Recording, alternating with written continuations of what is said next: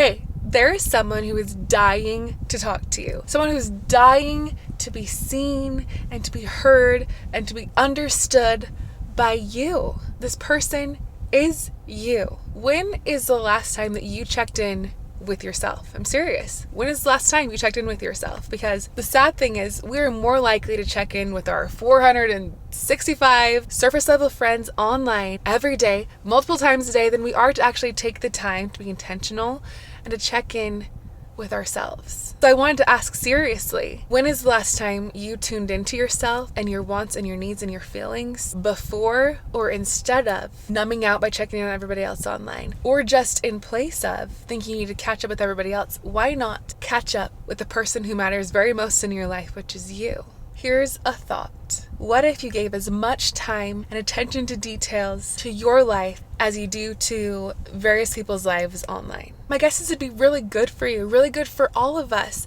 And my guess also is it probably would be super uncomfortable at first because we are not used to that. But it's an absolute worthwhile shift to go from obsessed and invested, whether you realize that you are or not, in everyone else's business and life online, to focused and ultra intentional with your own. So today, I challenge you to, each time you go to pick up your phone out of habit, to distract yourself, or to check up on those updates that probably don't add any value or really pertain to your life and make you feel worse off than you did before, remember the person on your side of the screen. You matter. You deserve more time and more attention from you. At the end of your life, and I know this is so incredibly cliche, but it's absolutely true. At the end of your life, do you want to sit there and be reflecting on or regretting or wishing that you had not only just kept up with the Kardashians, but also your old roommate's dog and your ex-bully from high school who peaked way too early, or the influencer who tempts you to max out your credit card every time you comment, shop,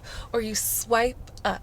I mean, sure, I love a good pair of shoes and a comfy jacket just like any person out there. But if you don't get it in your size or in your color, it's going to sell out if you don't buy it now, whatever it is. Those things can be replaced. Those things don't actually matter at the end of the day. But what can't be replaced and what does matter is your time. How you choose to spend it, who you choose to spend it with, where you choose to place your energy and your focus matters. In fact, it directly affects the quality and the experience that we have here in this life. So this message is your wake-up call, your invitation to stop wasting time on empty connections, to not waste any more time on the people and the things that don't actually add value to your life or bring you closer to the person you want to be, feelings you want to experience, or the life that you want to live. It is time. In fact, it's past due time, if you ask me, to start living your life offline, to start living more in line with not only God's will for you, but with what feels right for you, regardless of what everybody else is doing. It is time to start being more intentional with your precious time. And look, I'm not 100% perfect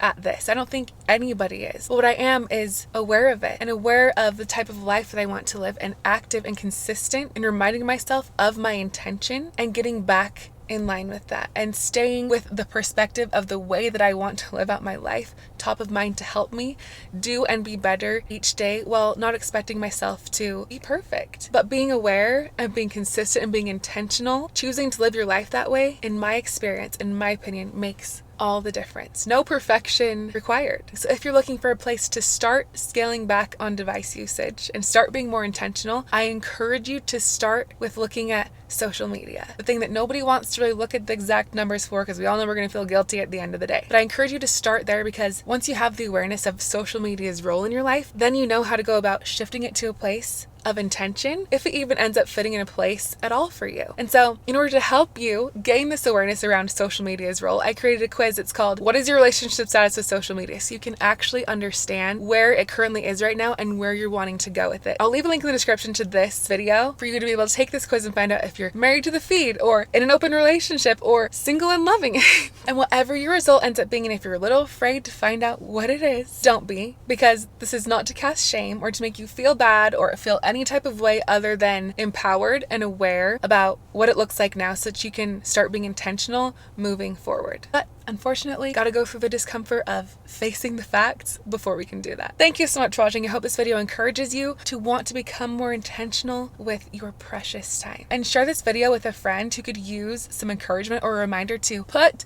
down your phone and to start living.